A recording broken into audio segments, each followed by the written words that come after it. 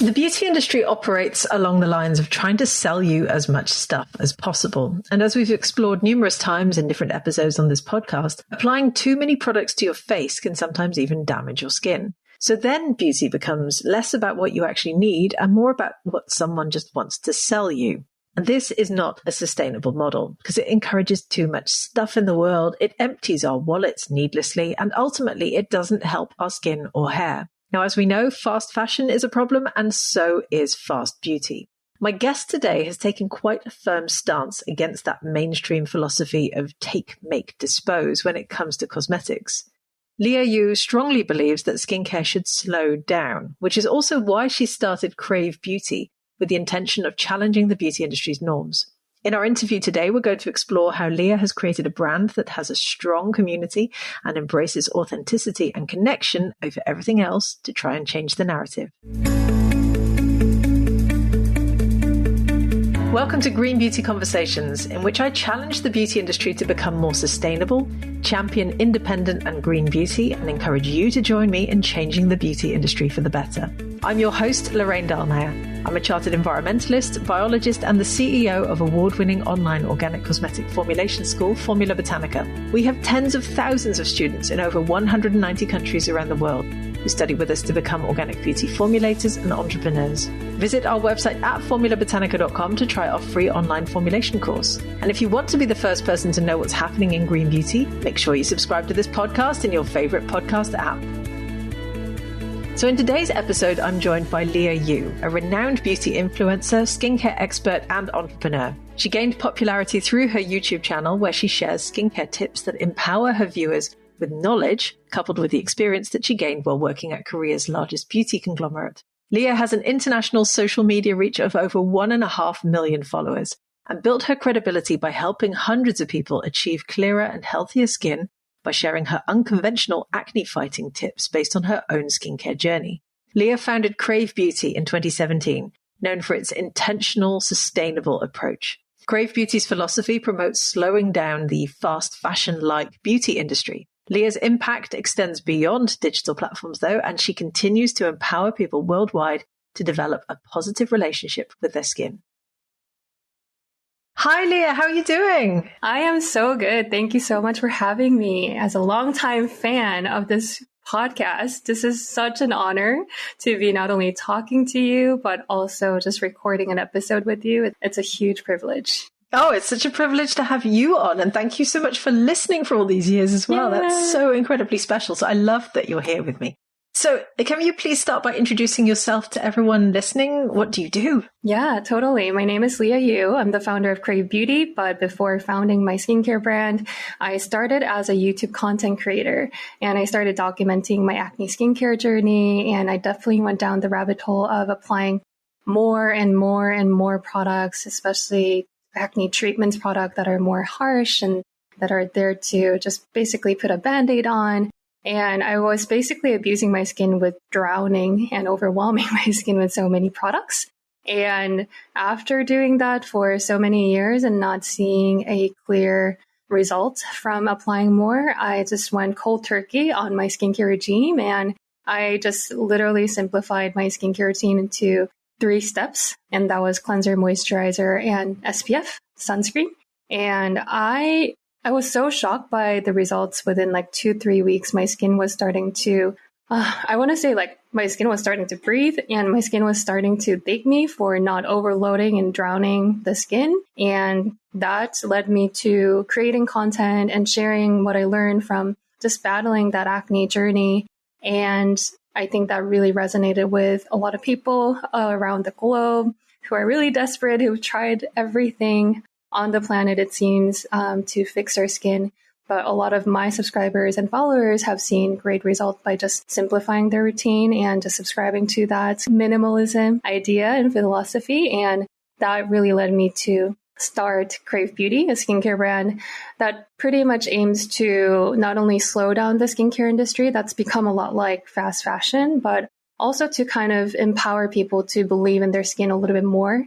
Because oftentimes when we're so exposed to social media, TikTok influencers, YouTube creators like myself, you get literally paralyzed by the amount of information out there and amount of just unsolicited advice that are presented to you when you have acne prone skin or what have you. So we wanted to basically implant the idea of your skin is already smart and knows how to regulate, repair, rejuvenate on its own. All you need to do is to really listen to your skin's craving, which is where the name comes from. And yeah, that's where it all began. And that's what I do. That's amazing. And I'm sure many people listening will resonate with your story. I've certainly heard this from many people over the years that they kept overloading their skin and then they just suddenly detoxed and cut it all out and realized that actually their skin didn't need all that stuff in the beginning. Just to paint a picture here, because you alluded to the fact you have subscribers, you have a YouTube channel. Just tell people a little bit about your YouTube channel as well, because it's quite sizable. Yeah. So over time, I built a following of over 1.2 million subscribers on YouTube. And it was definitely a very gradual process. I'm sure, Lorraine, like yourself too, by one episode at a time, you're gaining new followers, more downloads. And it definitely wasn't a hockey stick growth for me when building the YouTube platform. But I think what really helped the growth of the channel was just being authentically myself and also not being afraid to put myself out there, because it is sometimes vulnerable to also share what I'm going through with my skin when I don't really have a lot of answers myself. And I think just the pure documentation and sharing that journey definitely attracted a lot of people who are in the same similar, journey as well, who are trying to fix their skin, clear their skin. And I just definitely felt like I grew up with my followers and subscribers over time. And over time, also by experimenting a lot of different skincare tips and tricks, I definitely found, what works for my skin and what works for people. And the way that I was preaching or I was making content about acne was so far different from any dermatologist, what they would tell you. And mine was all about less is more, actually apply facial oil that are high in linoleic acid. So these are the skincare tips that acne-prone skin are not really used to hearing. And I think that definitely piqued a lot of people's interest. And also you have nothing to lose when you're trying a minimalistic skincare routine too, going from like 14 step. So I think, one by another, that slowly changed people's skin. And I think the power of Testimonia really just got the message out there, and a lot of people who are struggling with acne started just coming to my channel for advice and tips. Well, congratulations on your success, and also congratulations for putting such an important message out into the world, because of course platforms such as YouTube are typically used by influencers to show off their beauty hauls. It's more about, more is more, not less is more. So I think what you're doing is absolutely incredible. Let's talk a little bit more about Crave Beauty then. So you've created this lovely brand. What sort of products do you make and sell? Yeah, so all of our products, I would love to say that those products are designed to work with the skin and not against it. And first and foremost, the fundamental belief that we do have is that your skin knows how to do everything. Products cannot outsmart your skin. So our skincare products are super gentle and much more focused on skin barrier health and hydration focused. And our bestseller product is definitely Great Barrier Relief, which has come out in 2018. And that was when I started talking about skin barrier health online on YouTube. And not a lot of people, at least in the stateside, were really aware of what the skin barrier is. That was a time where the Ordinary of the world were coming out with like high percentage of acids, literally teenagers just burning their skin left and right and inflaming their skin by overdoing a lot of skincare over applying a lot of skincare products. So Great Barrier Relief was definitely what really, I would say, picked up the brand and put us on the map. And then next we started just focusing on acne prone skin. So the most recent launch is called Oilala, and that is an oil serum that's designed for acne prone skin. And a lot of the times, you would think that oil on top of oily acne-prone skin would just further aggravate or further clog the pores, leading to more breakouts. But we also found out that oily acne-prone skin actually is deficient in linoleic acid topically in their sebum composition. And that's what leads to your sebum becoming a lot more thicker and gloopier and waxier and even comedogenic. So it's more prone to lipid peroxidation, which also is a culprit to, getting more inflammatory breakouts. So when you add linoleic acid high oils on topically, it can actually balance out your sebum composition, and then it will really help your sebum to become more lubricative and more nourishing instead of it becoming like another pore clogger.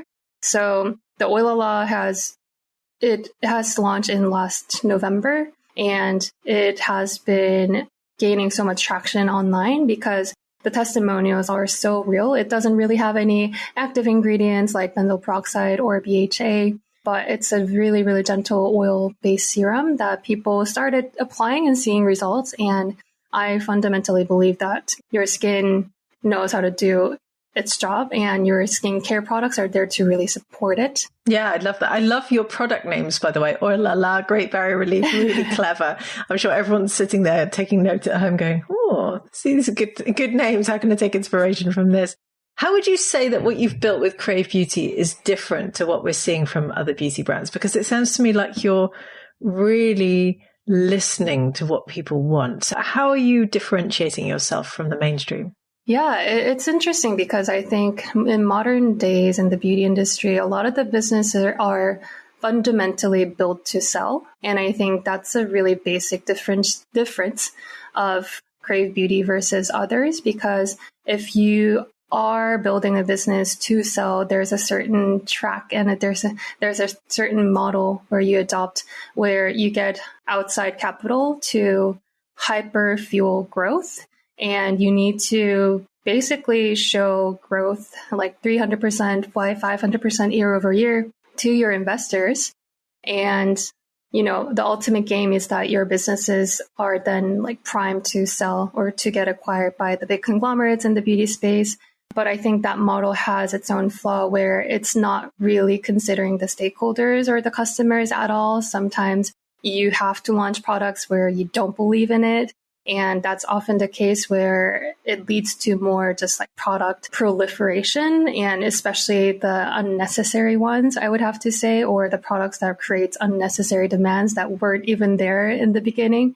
So I see from a product development perspective or from a business operations perspective that the key difference to Crave Beauty to other people or other brands are the way that it's designed to actually serve its stakeholders and shareholders last. And that doesn't mean that we're not growing or we're not interested in growing. I think Crave Beauty or businesses like us who are bootstrapped, who doesn't have investors, who are really listening and working with their customers, need to grow big in order to also build a great case study that you can grow without the need of launching new products, that you can grow by just listening more or respecting more of your customers and stakeholders involved in the business. But I think that's definitely the business side of the things. I think product side of the things in terms of the key differentiator is that most of the times what I see a lot in the current US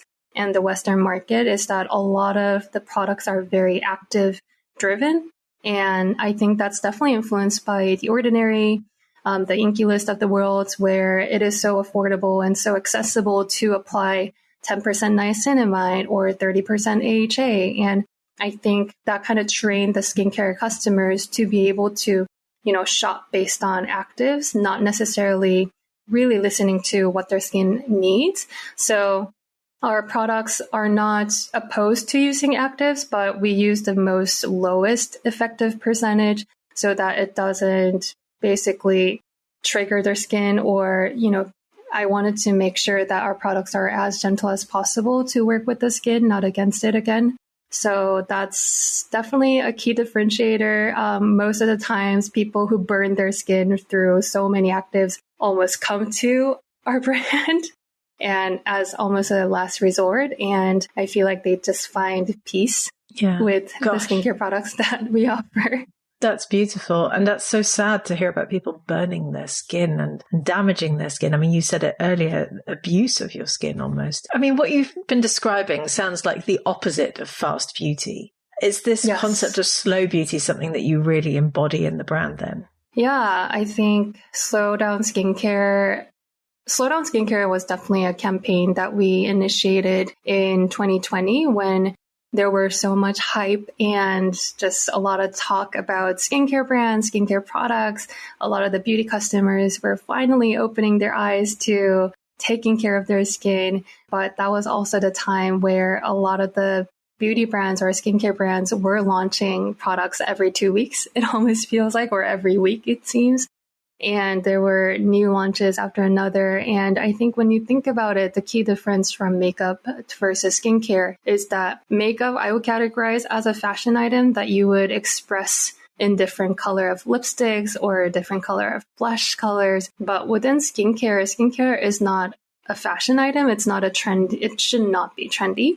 Your skin biologically, physiologically doesn't change every day, doesn't need different products every single day. So that kind of made me rethink of why is the beauty industry launching so many skincare products, and why do these brands feel pressure to launch so many products?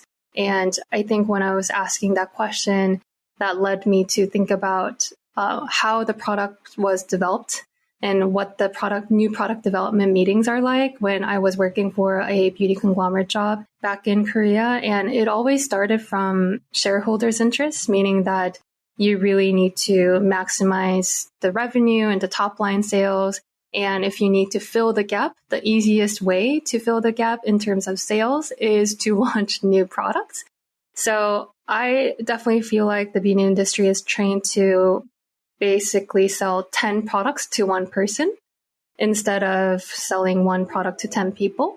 And that's the model that we wanted to change and challenge. And it starts from us. So that's why in 2020, we actually told the entire world and our customers saying that we're not going to launch any new products because we're confident that we can still show growth without needing to launch more products. Because at the end of the day, it's basically about, are you selling 10 products to one person versus selling one product to 10 people? I wanted to create another example / case study in the industry where we wanted to show growth by expanding our customer base and expanding our reach instead of expanding our product portfolio unnecessarily.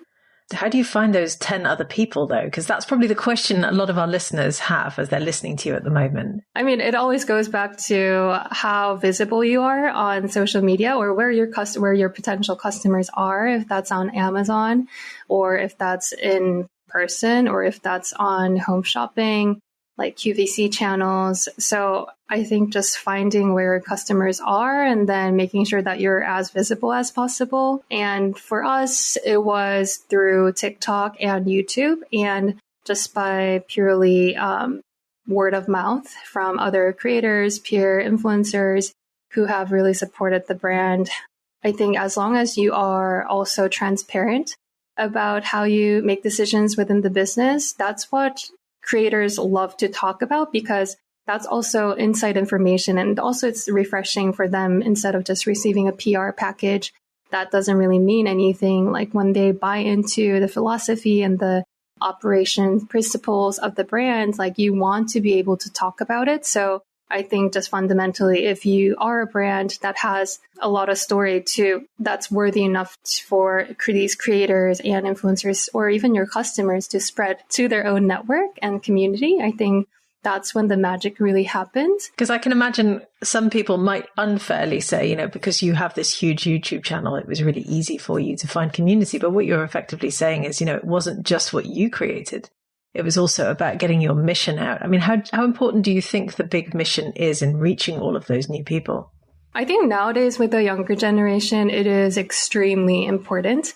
And now that a lot of the people are really caring about how they're spending their dollars and also even boycotting the brands that they don't really subscribe in terms of the values and the leadership's principles or their action or misconduct or what have you. are now trained to really vote with their dollars. And I think with that customer base, it is important to have a very clearly defined mission and also telling your story in that way. Yeah, that makes perfect sense.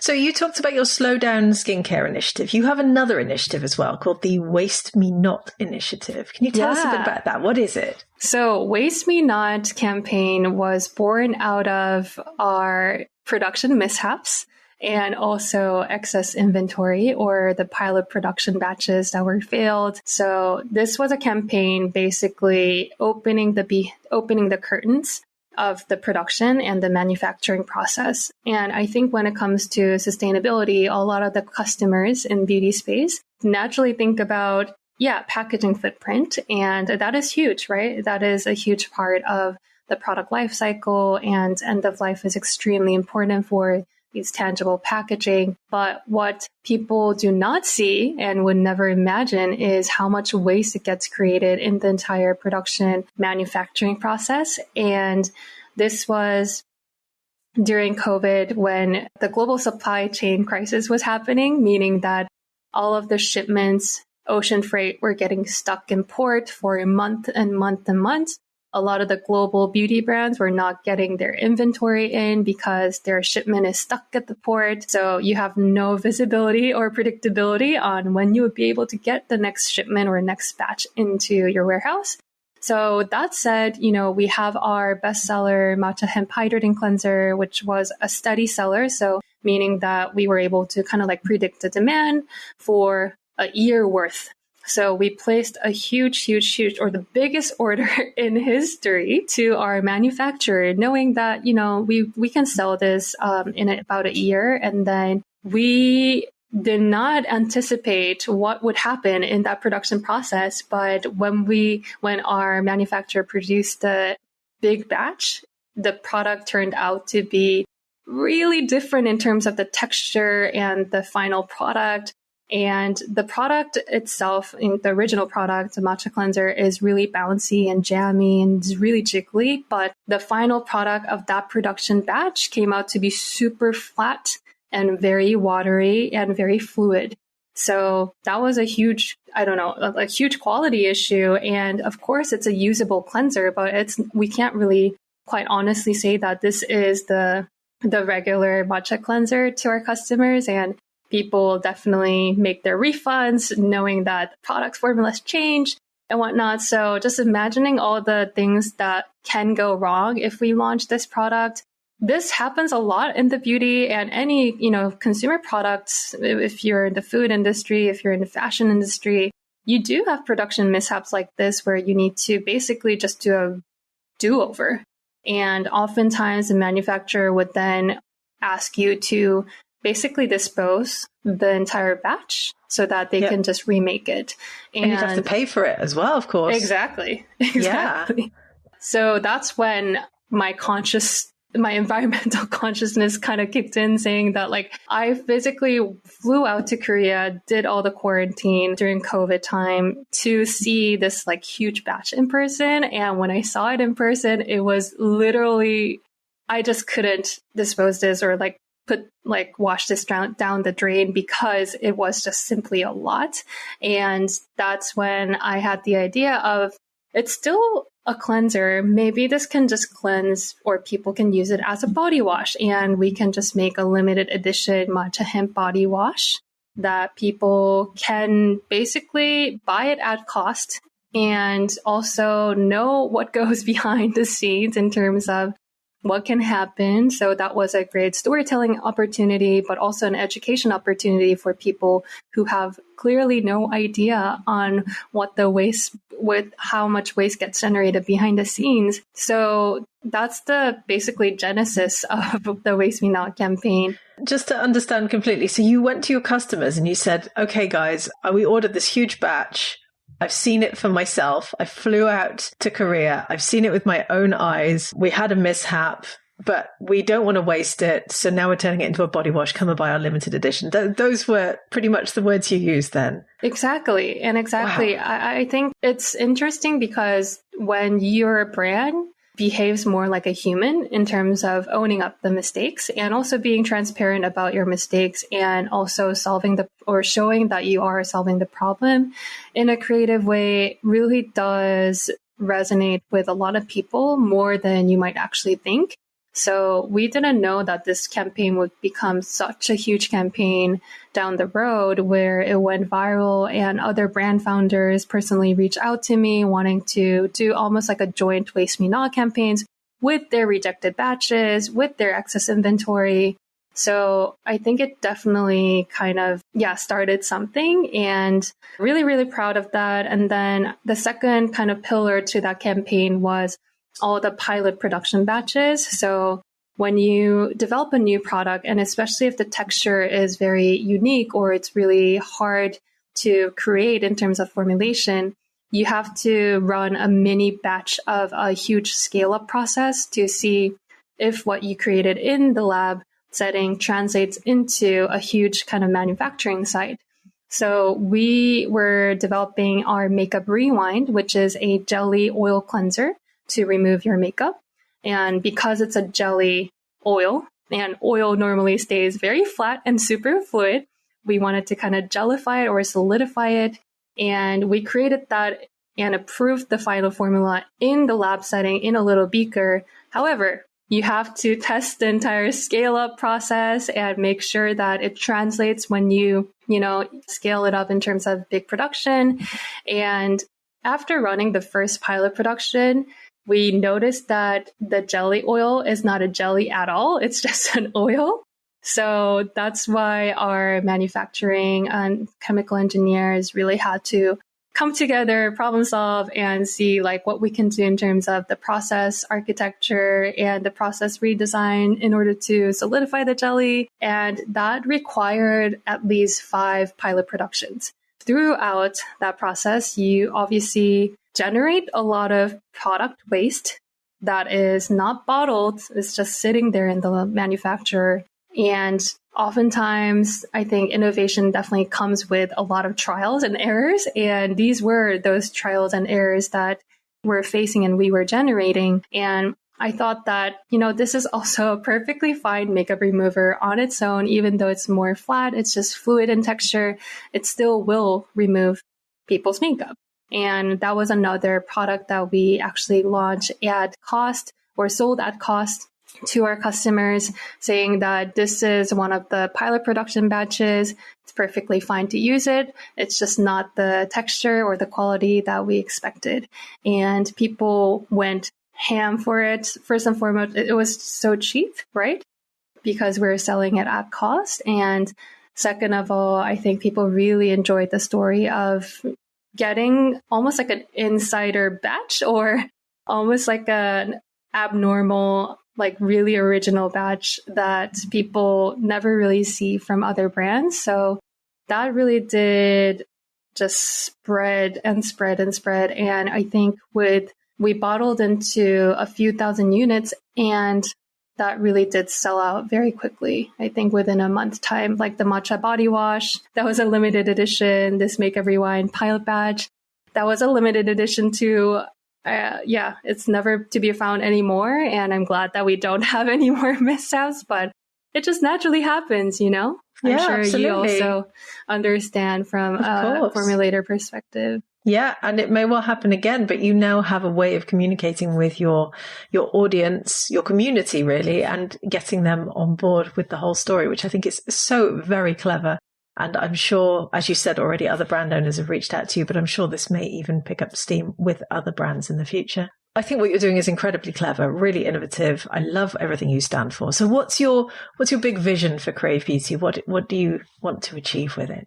When I think about running my business, I always look at Patagonia, just simply because there's not a lot of great examples out there like Patagonia in terms of holding the company privately for many, many decades. And I think that's really important. Just going back to our earlier conversation about the key difference of how our business operates based on what the customer truly needs versus what the investors need. So I think I want to definitely create an example of a beauty brand just growing steadily over decades and decades under private ownership. And that is really important because I think that also will set a new standard of new founders, new entrepreneurs within the beauty space coming in and thinking a little bit differently other than building another beauty brand to sell to Estee Lauders of the world, L'Oreal's of the world. And I think that's what I want to do. And it requires a lot of stamina and it requires a lot of perseverance because oftentimes when, things get a little difficult, you do get distracted by all the big exits by your peers and those like big investments that your peers get.